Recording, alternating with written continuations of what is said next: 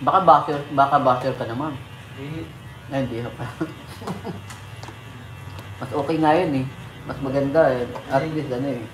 Sa Facebook, hindi ko nasi-share pero nag-heart ako. Mga pages nila din. Mga team pa din. Yung pinapanood mo nung nakaraan, Tortugon, yung tinulungan ni Kalinga Prab, yung naglalakad na bata, nadaanan lang niya yun habang nasasakyan siya.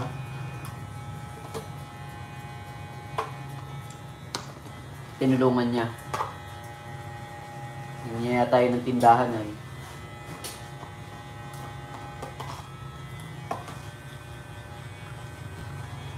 Teka lang po bago tayo magpatuloy. Ito lang kasi yung oras ko guys, kasi pagka walang masyadong kliyente, nakakapag-live tayo. Pero pagka may kliyente na, ay hindi na, may harapan na po kami makapag-live. Buti ngayon po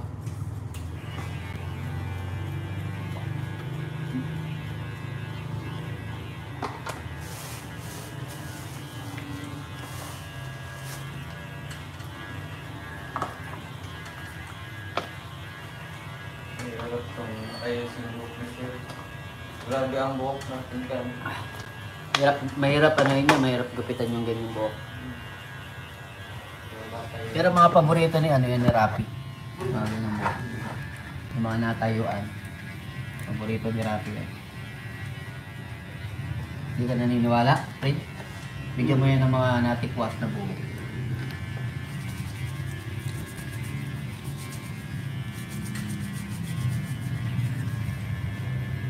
So, ayan. Let's go! Ano na tayo? Mag-reaction na tayo.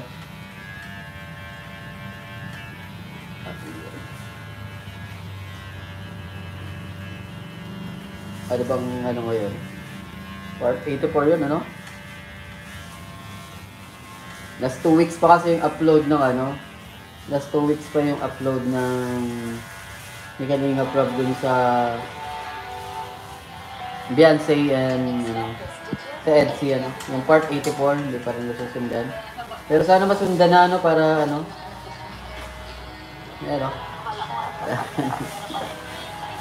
sunod natin.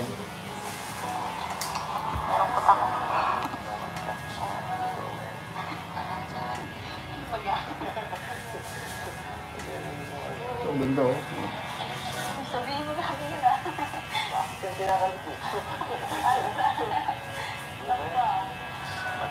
Napanood daw natin.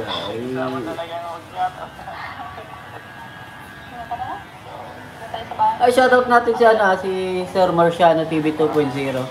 Yung kaibigan natin na engineer, engineer yan dyan sa Singapore. Tahimik lang yan, nagre-reaction.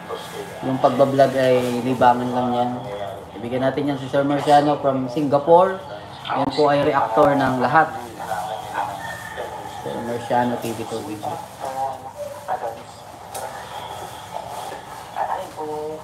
Layo mo po pala.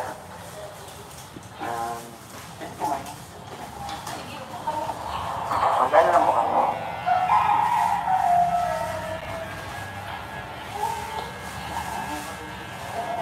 Ganda ng bahay ni Beyonce, Oh, tingnan niyo guys, ganda.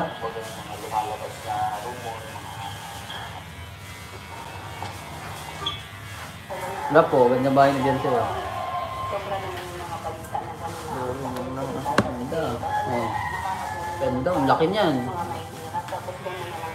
Tapos sa labas niyan, may tindahan. Ganda ng tindahan. Ha? Oh, laki.